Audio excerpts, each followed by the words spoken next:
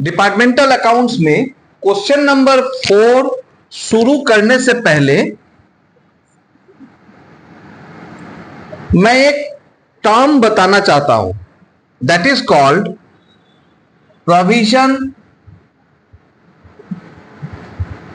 For unrealised profit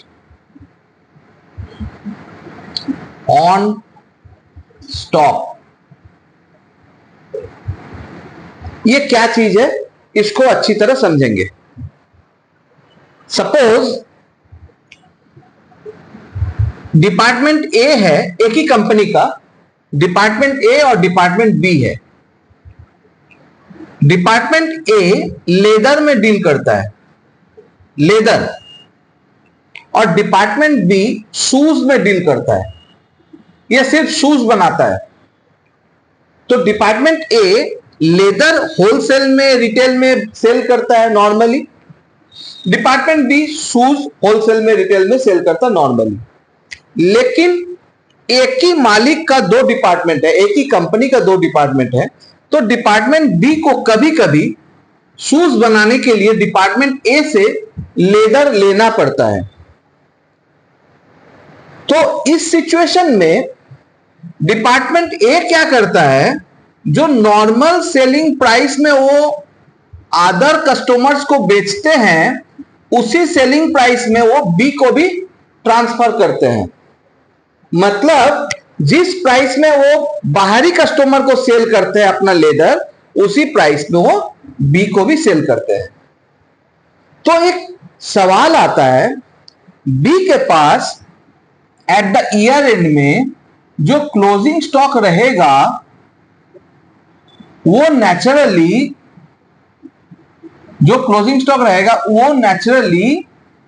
एक department का कुछ प्रॉफिट होल्ड किया हुआ रहेगा, क्योंकि ये तो नॉर्मल सेलिंग प्राइस में बेच रहा है। सपोज 100 रुपया का माल अगर वो 110 में बेचता है, तो बी के पास जो भी क्लोजिंग स्टॉक रहेगा उसमें 10 रुपया का प्रॉफिट होल्ड एलिमेंट रहेगा, प्रॉफिट एलिमेंट।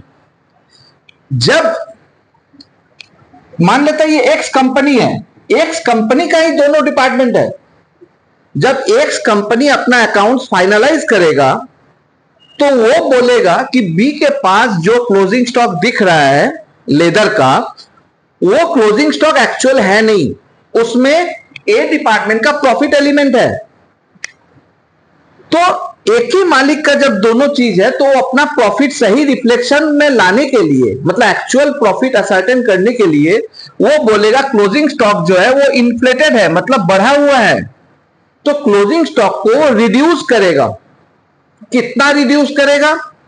जितना क्लोजिंग स्टॉक है, ध्यान से थोड़ा यहां पे देखना है, जितना भी क्लोजिंग स्टॉक होगा बी का,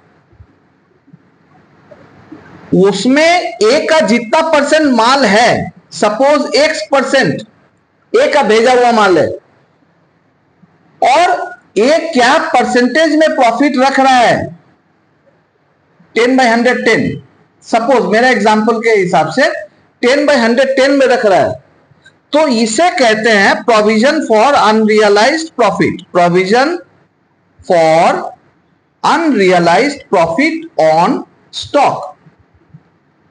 यह प्रोविजन उसको मेंटेन करना पड़ेगा to reduce the closing stock. वो डायरेक्टली क्लोजिंग स्टॉक को रिड्यूस नहीं करेगा डिपार्टमेंट बी का, वो क्या करेगा, उसके अगेंस्ट में एक प्रोविजन मेंटेन करेगा तो अपना प्रॉफिट एंड लॉस में। मतलब अगर क्लोजिंग स्टॉक 80,000 का दिखा रहा है, उसमें से अगर 10% लेदर है ए का भेजा हुआ, उसमें 10/110 का प्रॉफिट, इतना जो प्रॉफिट आएगा, ये प्रॉफिट उसको provision for unrealised profit on stock में शो करना पड़ेगा, प्रॉफिट एंड लॉस में। यह शो करना जरूरी है, नहीं तो क्लोजिंग स्टॉक बढ़ा हुआ दिखेगा तो प्रॉफिट बढ़ा हुआ दिखेगा, जो कि एक्चुअल प्रॉफिट नहीं रहेगा। तो इसी कारण से provision for unrealised profit on stock हम लोगों को जानना पड़ता है। अब क्वेश्चन नंबर 4 पढ़ेंगे। ये वाला जो है प्रोविजन बहुत इंपॉर्टेंट है। Question number 4, X Limited has two departments, A and B.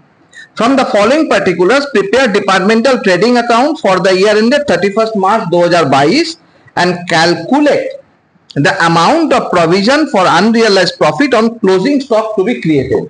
मतलब आपको डिपार्टमेंटल ट्रेडिंग बनाने बोला जा रहा है और क्लोजिंग स्टॉक का कितना प्रोविजन फॉर अनरियलाइज प्रॉफिट होगा वो असर्टेन करने बोला जा रहा है. तो चलिए, डिपार्टमेंट है department B. Opening stock, purchase goods at cost, purchase goods at cost, purchases है, सेल्स है, वेजेस है, कैरेज इनवर्ड है. उसके बाद क्लोजिंग स्टॉक. क्लोजिंग स्टॉक में दो आइटम है, परचेज गुड्स और फिनिश्ड गुड्स. तो परचेज गुड्स और फिनिश्ड गुड्स दो अलग अलग आइटम है क्लोजिंग स्टॉक में. Following inter departmental transfer of goods took place during the year 2021-22. मतलब अब इंटर डिपार्टमेंटल ट्रांसफर के बारे में कुछ बताया जा रहा है, उसको देखते हैं. Purchase goods transferred by department A to B 28,000. Purchase goods transferred by department B to A 42,000. मतलब एक दूसरे को ट्रांसफर किया. फिर finish goods transferred by A to B and finish goods transferred by B to A, और return of finish goods by A to B and return of finish goods by B to A. During the year, purchase goods have been transferred mutually at their respective departmental purchase cost. मतलब ये साफ साफ बता रहा है कि जो purchase goods transfer हुआ है ए और बी के बीच में, वो डिपार्टमेंटल परचेज कॉस्ट में ट्रांसफर हुआ. मतलब there is no profit element in those transfer. And finish goods at departmental market price. मतलब फिनिश गुड्स जो ट्रांसफर हुआ वो लेकिन डिपार्टमेंटल मार्केट प्राइस में ट्रांसफर हुआ. मतलब यहां पे फिनिश गुड्स में provision for unrealised profit on stock आने वाला है. 20% of the closing stock of finished goods of each department represents finished goods received from other department. मतलब ए के पास जो क्लोजिंग स्टॉक है उसका 20% बी से आया हुआ है और बी के पास जो क्लोजिंग स्टॉक है उसका 20% ए से आया हुआ है. तो ऐसे हम लोग को अब प्रोविजन निकालना पड़ेगा. पहले तो हम लोग निकालेंगे डिपार्टमेंटल ट्रेडिंग अकाउंट नॉर्मली. तो ये है डिपार्टमेंटल ट्रेडिंग अकाउंट 31 मार्च 2022 का है फॉर द ईयर एंडेड 31 मार्च 2022. यहां पे लिखेंगे ए, ये है बी, यहां पे ए और ये है बी. तो चलिए, to opening stock, to opening stock 60,000, 60,000 और 46,000. To purchases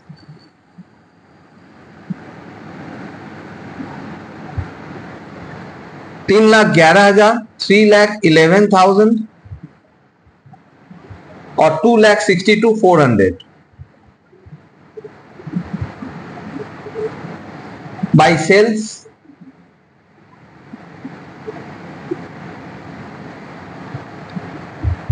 4,85,000, 4,32,000,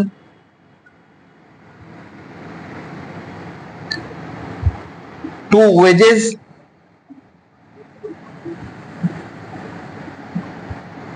48,000, 32,000, to carriage inward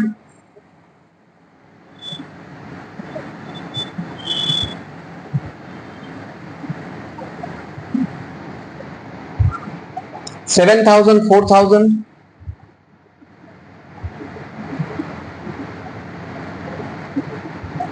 by closing stock purchased goods 24, 20,000, 24,000. O sorry, यहाँ पे क्लोजिंग स्टॉक थोड़ा सा नीचे करना है क्योंकि ट्रांसफर बहुत सारा है। तो by closing stock purchase goods 20,000, 24,000, 20,000, 24,000, finished goods 80,000, 42,000, 80,000 और 42,000।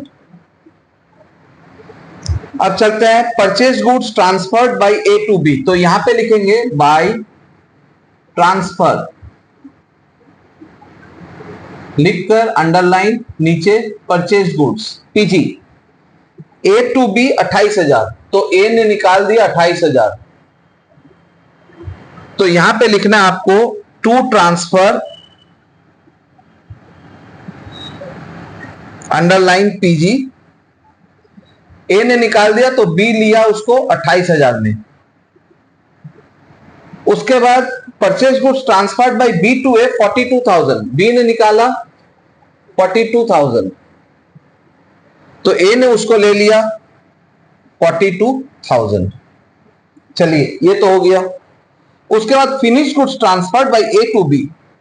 तो ये रहा finish goods A to B 1,60,000। तो ए ने निकाल दिया तो बी ने फिनिश गुड्स ले लिया 1,60,000 का। और finish goods transferred by B to A 1,40,000। B ने निकाल दिया 1,40,000 और ए ने उसे रख लिया 1,40,000। उसके बाद return of finish goods by A to B 30,000। तो बाय रिटर्न ए ने 30,000 का रिटर्न कर दिया जितना उसके पास आया था। तो टू रिटर्न बी ने 30,000 का रिसीव भी कर लिया और return of finish goods by B to A 45,000। B ने 45 रिटर्न किया और ए ने 45 ले लिया, रिसीव कर लिया। बस यहां तक आपको बनाना है।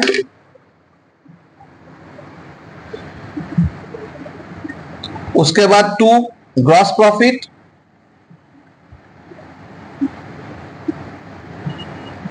निकालना पड़ेगा। 4,85,000, 28,000, 1,60,000 प्लस 30,000 प्लस माइनस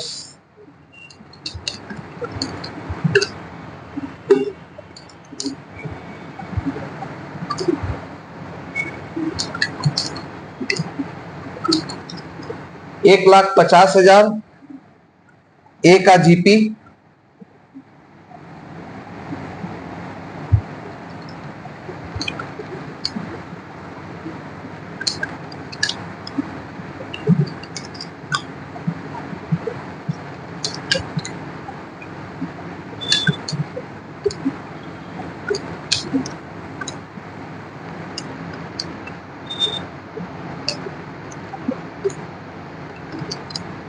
$162,600 बी का जीपी। ये तो एकदम नॉर्मल सम था कि आपने जीपी निकाला खाली।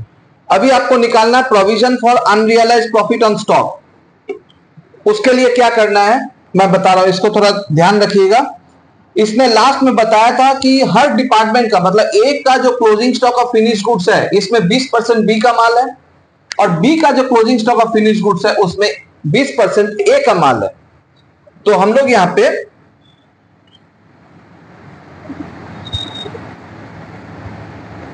इस पोर्शन में वर्किंग को शो करते हैं ताकि अच्छा रहेगा समझने में। हम लोग क्या करेंगे, पहले calculations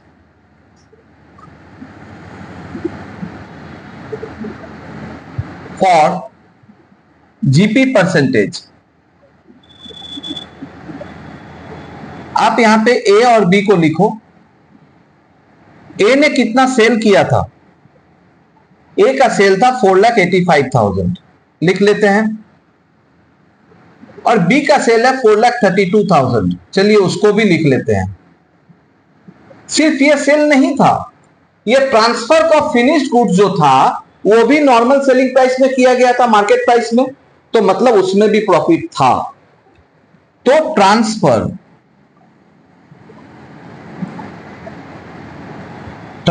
of finished goods, A ने 1,60,000 का ट्रांसफर किया था। फिर से बता रहा हूं कि ये इक्विवेलेंट टू सेल है जो ट्रांसफर हो रहा था, परचेज गुड्स नहीं है क्योंकि वो एट कॉस्ट में ट्रांसफर हो रहा था, फिनिश गुड्स है क्योंकि वो मार्केट प्राइस में ट्रांसफर हो रहा था, तो इक्विवेलेंट टू सेल माना जा रहा है।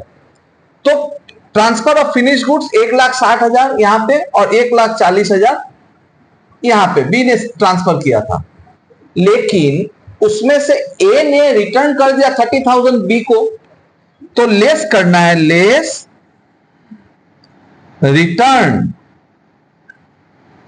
Of finish goods. ए ने रिटर्न कर दिया था 30,000, तो ये बी के यहां सेल से माइनस हो जाएगा, और बी ने रिटर्न किया था 45,000 ए को, तो वो ए के सेल से माइनस हो जाएगा।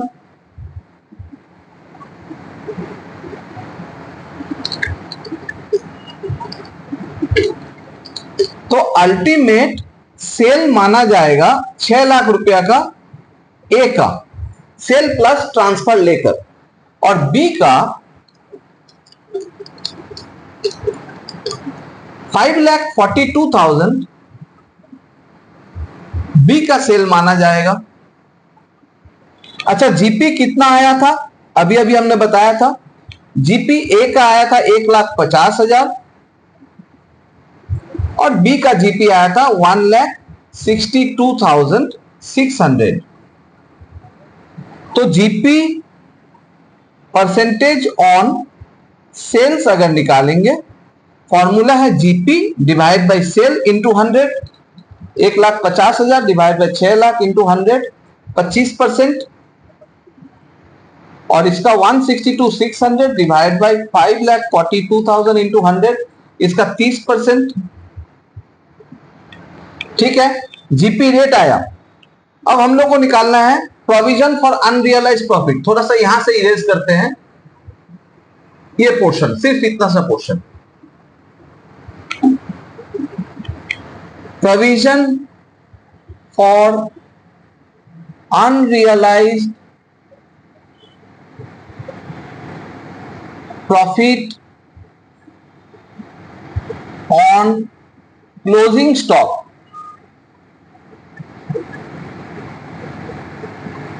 ऑफ ए, और ये रहा बी। ए का क्लोजिंग स्टॉक है 80,000, इसमें 20% बी का माल है, इन्होंने बताया था एडजस्टमेंट में। अब बी प्रॉफिट मार्जिन कितना रखता है? 30%, तो इसका 30% यहां पे प्रॉफिट इंक्लूड है, तो इसका रिजल्ट आता है 80,000 का 20%, 16,000 का 30%, 4,800 रुपया इसका प्रोविजन आता है। और बी का क्लोजिंग स्टॉक है 42,000, उसका 20% ट्रांसफर किया हुआ है ए से, और ए कितना प्रॉफिट मार्जिन रखता है? 25%, तो उसका 25% उसमें से अनरियलाइज्ड प्रॉफिट है, तो 42,000 इंटू 20% इंटू 25%, दैट इज 2,100 रुपया इसका प्रोविजन फॉर अनरियलाइज्ड प्रॉफिट है।